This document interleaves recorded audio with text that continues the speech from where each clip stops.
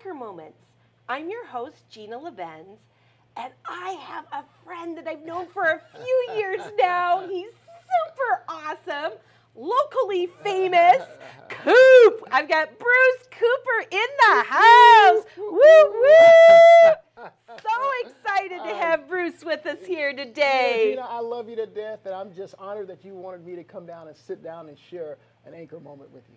Oh, Bruce, absolutely. You know, I've chaired the YMCA Interfaith Prayer Breakfast for 7 years, and it's been around for 13. I think the first year we had you as a keynote, Rick Montando was the chair, and we brought you back. We brought him back as an MC before, and we brought him back this year to give. He has some new testimonies that he was able to give this year that was so amazing. And every year at the Men of Action Breakfast Banquet, I always attend that. I've been attending that, I think, since your second year that you've had that banquet.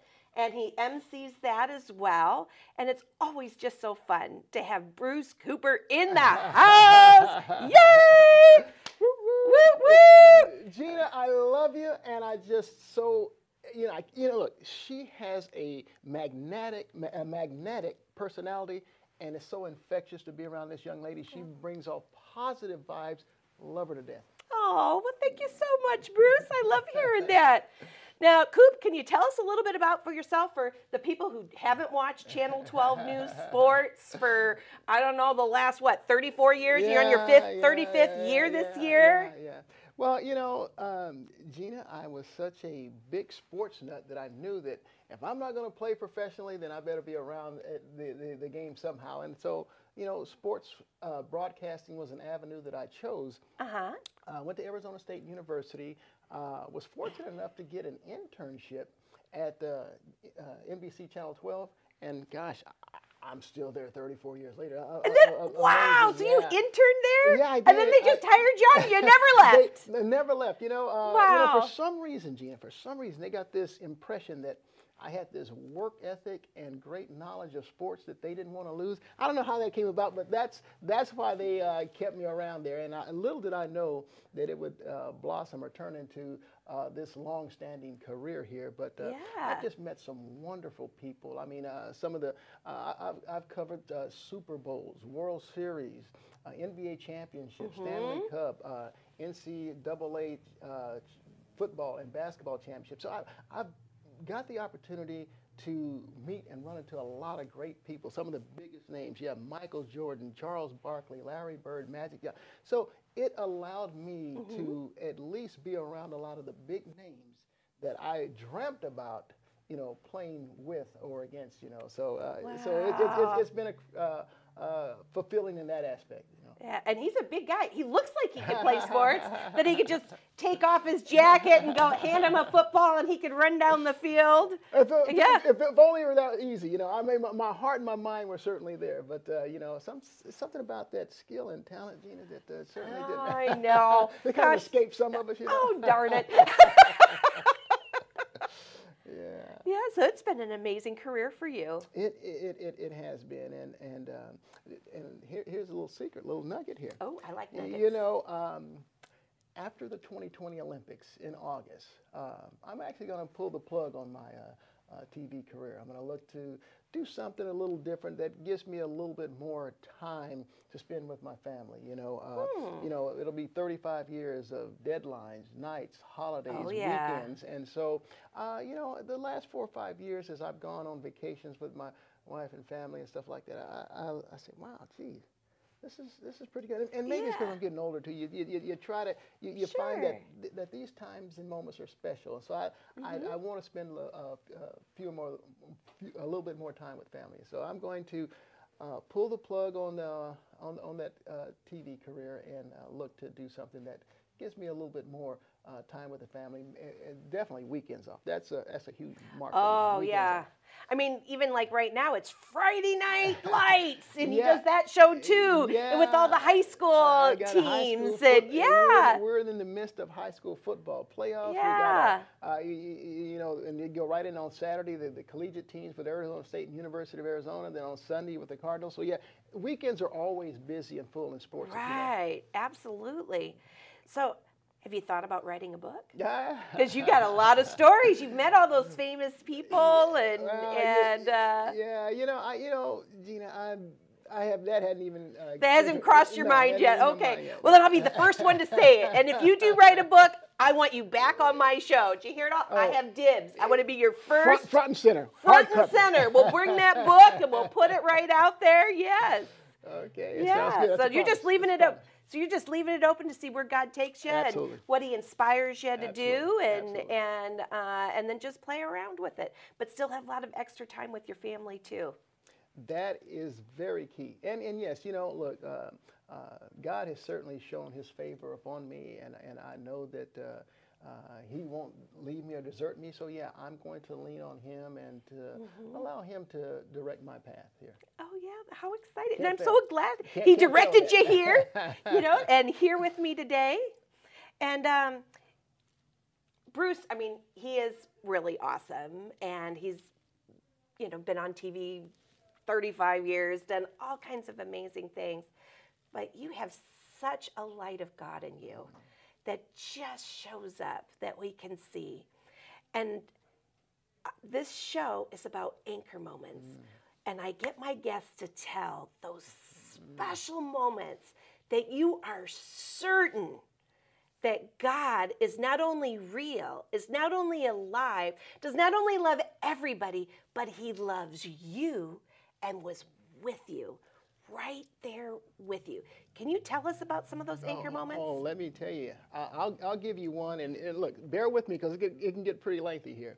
We're okay. We got 20 more minutes. Go for it. October 30th, 2012. My daughter is going to become a first-time homeowner. Okay. So we had a realtor that set us up. We found a nice condo for her in Central Phoenix there.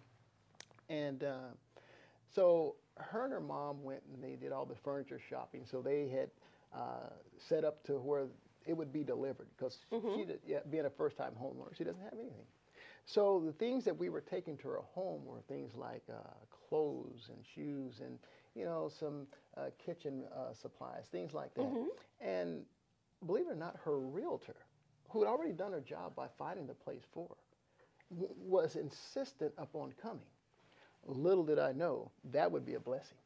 But the realtor came with us, and so the little things that we are taking into my daughter's place, we were able to carry in. And there was one big little storage basket, and so my daughter said, "Let me help you carry that." I said, "Okay." So I grabbed one end, she grabbed the other, and so we were walking in, and I'm going up the stairs, and they tell me that I was complaining about my back. Okay. And so I remember my daughter said, "Okay, Dad, let me lead." So okay, I let her lead, and I carried the other end, and we went and dropped off the storage basket upstairs. I'm told I came back down and I sat in the middle of the stairs. So my wife and daughter remain upstairs, and the realtor is in the kitchen, and she's doing whatever she's doing there. And she says that she noticed that I stood up, and when I stood, I just fell straight forward. And she witnessed it. She witnessed it, and she screamed up to my wife and daughter, and they came down, and they saw that I was unresponsive. The realtor started performing CPR. I've heard the 911 call that my daughter made, and I could hear her say, "He's not breathing, he's not breathing."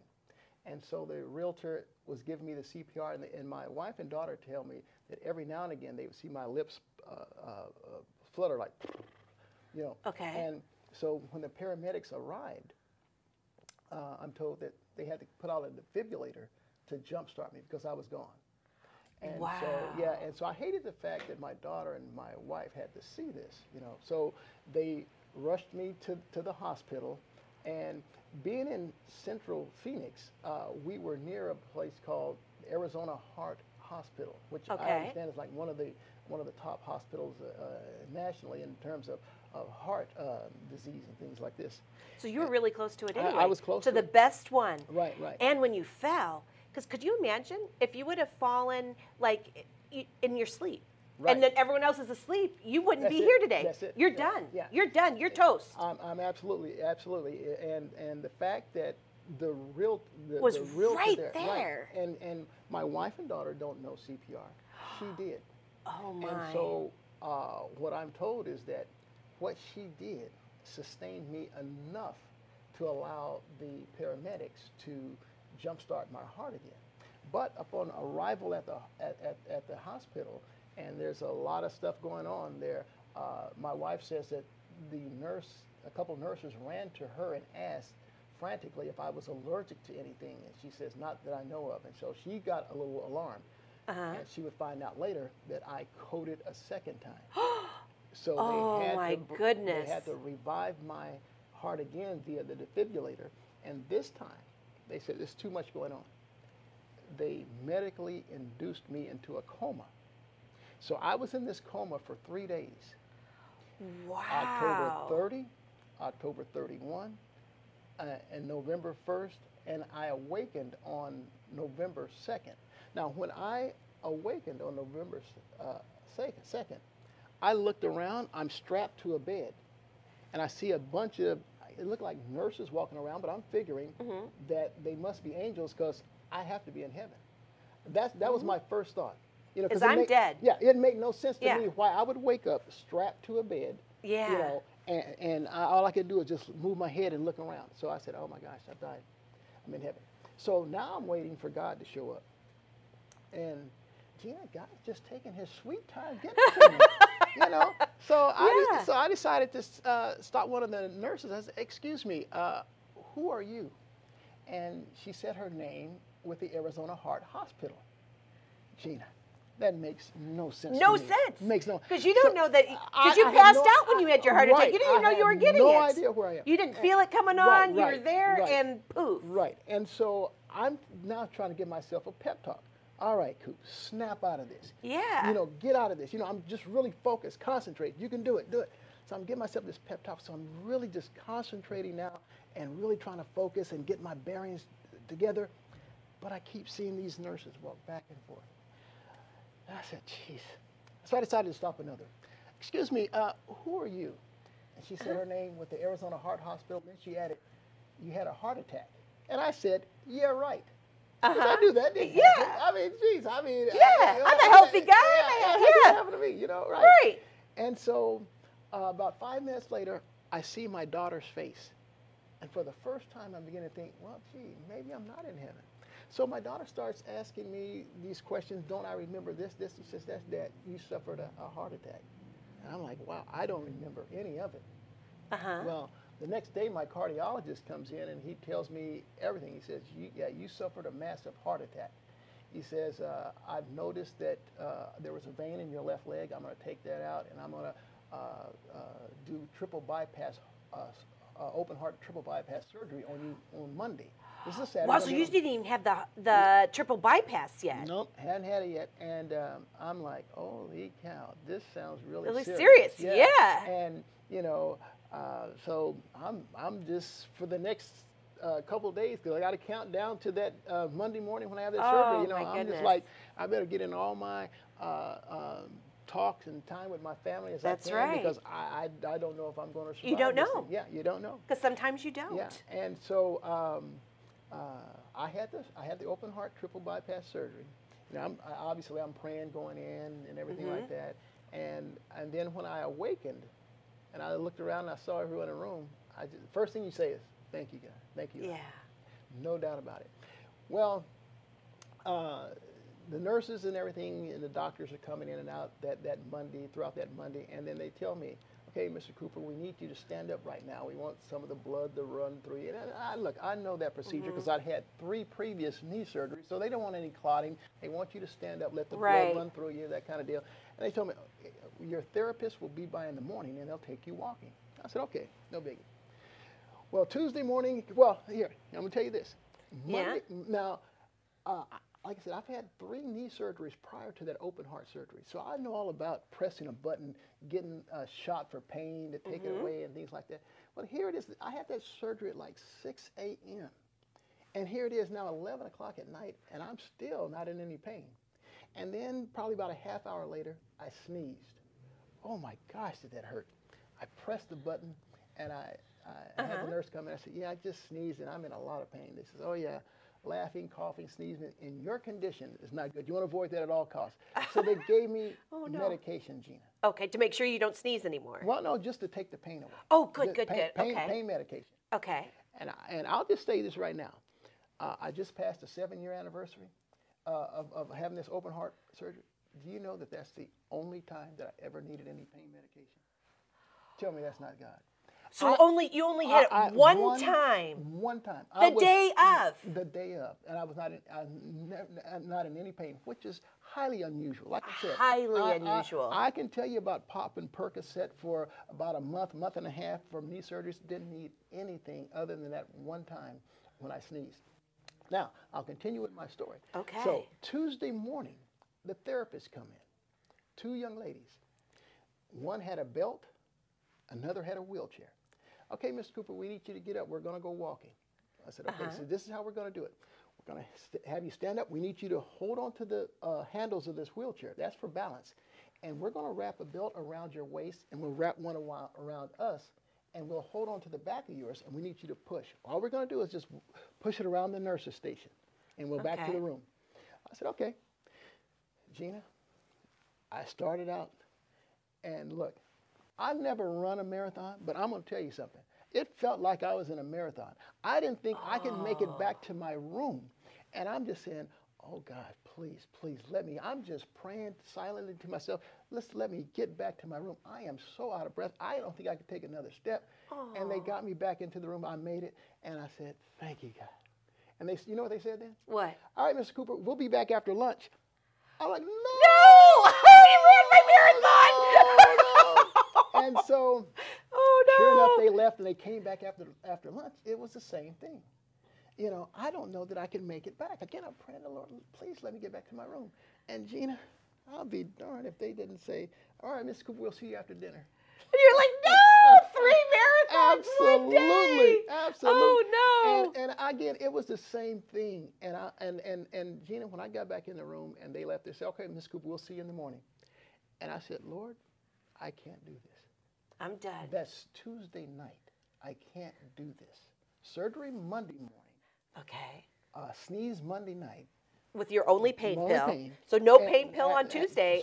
Running these 3 marathons. Yeah. And so Wednesday morning, now, here's where God's coming in, as if he wasn't already performed on me anyway. But Gina, they come in, the therapists come in. All right, Miss Cooper, it's time to get up and go walking. I said, okay, but I don't need the wheelchair. Gina, I said that. Even to this day, I don't understand why I said it. Yeah, how'd you even know? I don't know. It makes How did you know? sense. It makes no sense. Yeah. And so the therapists, they're looking at each other, and I can just imagine they're saying, oh, yeah. I know darn well this old man needs this wheelchair. Yeah. And I said a second time, I'm serious. I don't need the wheelchair. And so they kind of look at each other, and they says, I'll tell you what, Mr. Cooper. I said, I don't need the wheelchair. I'm telling you, I don't need the wheelchair. So how about if we do this? Okay, we'll do this.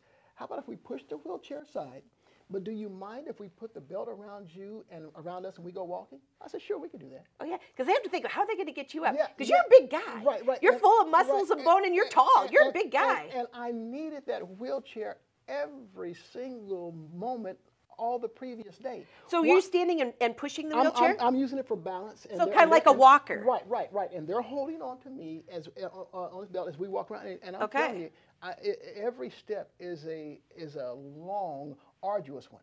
Right. And so that's all day Tuesday, after breakfast, after lunch, after dinner. Why in the world am I going to tell these people I don't need a wheelchair? I don't need that. And so, okay, so we got up and we walked around. Now, but we walked briskly around that nurse's station. Without the wheelchair. Without the wheelchair. But you have the weird little rope like you're the toddler with a leash. And they're just holding. And so the therapist says, okay. So she goes to the side of the wall. She presses the button. Now the big double doors open up. That's just a long hallway. Let's go. So okay. So we're just walking. We're just talking. And then she says, all right, stop. She takes the belt off of me. She says, go. And I just started walking, and she stood back there, and she just watched. Her and the other therapist just watched and watched. They ran and caught up with me, and they said, Mr. Cooper, I don't believe you. Says, this is incredible. Says, do you mind going to ICU and letting the people see you there? And Yeah. that's where I first came in. I Right. had never met these people. I don't know who they are. So we walked up there and met them and stuff like that. Then came back to my room and they said, "All right, Miss Cooper, we'll see you after lunch." I said, "Okay." And when they came back after lunch for me, no wheelchair, no belt. "All right, let's go." Got up, and after that walk there, they just started setting me up for all kinds of tests, different tests, different tests. So I had to go for this test, this test, this test. And before the therapist could even come back after dinner, I have my cardiologist show up. And he says, "I had to come here and see this for myself." He says, Yeah. "I've heard a lot about what's going on here." And I said, "It can't be true." And he says, "I got to see for myself." So he's testing me, looking at the chart and everything. You know what he says, Gina? What? We're 2 days after open heart triple bypass surgery. Yeah. He says, "Mr. Cooper," his words, "this is truly a miracle." He says, "I don't understand it." He says, "But there's no reason for me to hold you. I can let you go in the morning." What? Are you kidding me? Wow. 2 days after open heart triple bypass. And you got to go home. They're letting me go home because there's nothing wrong with me. I have exceeded any and all things. And no medication. No medication. No medication. And- And they have to crack you open. Oh, Did you open? absolutely. They have to break all those ribs and stuff. So you got like scars. Still got Oh the- man, still look got at the- that. Still Can have you- to start Wow. right down there. That is one heck of a scar. Yeah, and so look, you don't have to tell me who spoke for me. I mean, look, any normal, sane person would never, ever say what I did when they came in. "I don't need the wheelchair." When you knew the day before. Oh, yeah, you were can't make it. crying. Yeah, I You can't didn't make want to do it. every- Yeah. Every step of the way. And so, like I said, I just had my 7-year anniversary of the surgery November 5th of this year. 7 years. And like I said, in 7 years, only needed one pain pill. Wasn't any pain. And matter of fact, If you wouldn't have sneezed, you might not have had that one either. Oh my yeah, goodness. Look, you don't have to tell me who did this. I mean, the doctor called it a miracle. Look, it was God. Bottom line. Yeah, God And gave so- you that Yeah, miracle. yes, he did. And here I am. I can't even tell you what it's like to suffer a heart attack because I have no memory of it, for one. Right. And secondly, Gina, this is what the doctors were telling me. Less than 10% of the people who suffer massive heart attacks survive. Let's use the math of that. Wait. For every 10 people who suffer a massive heart attack, Yeah. less than one survive. Wow. Yeah, and here I am. And you had it more than once, though, because you had your heart attack in your daughter's condo, and they're trying to do this, with the CPR, and then you've got the paramedics coming in and having to and then they had to do the electrocution stuff in the hospital. in the second hospital because you did it again. Right. And so. And you lived through I all of lived that. through it, and there are And one pain pill, and that's it. No repercussions from it at all. I can do any and all things. I mean, I could probably run that marathon today. Yeah. So it is. I've been wonderfully blessed, and I'm just here to tell you that God is amazing, God is real, and God will see you through. Just trust Him. Just hang on to Him. Just believe Him. Trust Him is all you have to do. That's right. Now, we just have a couple of minutes left, and I wanna just point out one thing. Okay. When you see Bruce on TV, he is always so happy, so full of life. When you see him on the street, he is so happy. Let me just tell you, off TV, he's awesome. He's just a happy, wonderful guy. If there was somebody in the audience who says, "Oh, Bruce, he's just happy because, everything's just been given to him. Life is so easy. If he had the horrible things that happen in my life, he wouldn't be so jolly." What do you have to say about that, Bruce? No, look. Because I get that sometimes too. And it's like, I've had bad things happen in my life too. I've had, Yeah. Look, I lost my son 9 years ago. It's the most devastating thing that could ever happen. Something totally unexpected. And it's like, where do you go? What do you do? I mean, there's nothing in life that can prepare you for this. And the only thing that I could do is say, look, I just got to turn it over to God. You know, look, there's a lot that I can get in on this. I know we're running out of time, but look, that was easily the most devastating thing in my life. And yet people come up to me and they tell me that they gain strength through my demeanor. And look, I know I have a wife and a daughter that's looking at and depending on me. I have to show some type of strength. Where am I going to get my strength from? Only one there place you I go. know. Only one source. That's right. And so and look, let me tell you something. No one knows what my nights were like. Look, I smile during the day. I'm trying to be positive during the day. At night, when everything slows down, when everyone goes to bed, Gina, I still remember being in Tampa, Florida. You know, the site of my son's accident. I'd get up when I made sure everyone else was asleep. I'd take the alarm off, open the door, go out, and I'd just pace up and down, cry.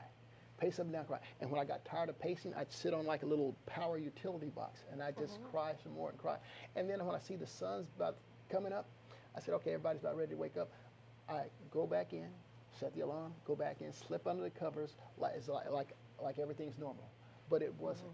But when I'm crying, when I'm out, I'm praying to God. I'm talking to God. I'm asking Him for some guidance, some leadership, some divinity. You know, I need some type of strength, some type of power to carry me through, because I was devastated. Right. Absolutely devastated. So yeah, despite, and I know I'm running out of time, so I'll talk a lot. So I'm going to zip it. Yes. We'll make this part. Yeah. And now we have 52 seconds for a quick prayer, and I'm going to put it out there. God, thank you so much for saving Bruce and bringing him back to life after his heart attack. Thank you for letting him be here safely with me today. And God, please bless everybody who's scared about their surgeries that they're going to have that are coming up. Anybody who's really hurting right now, please help them with their illnesses. Please help give them the strength to go on. And God bless everybody who has watched our show today. Amen. Amen. Amen. Thank you so much. Yes, and thank you everybody for tuning in. Hold on to those anchor moments, and God bless you. Bye-bye.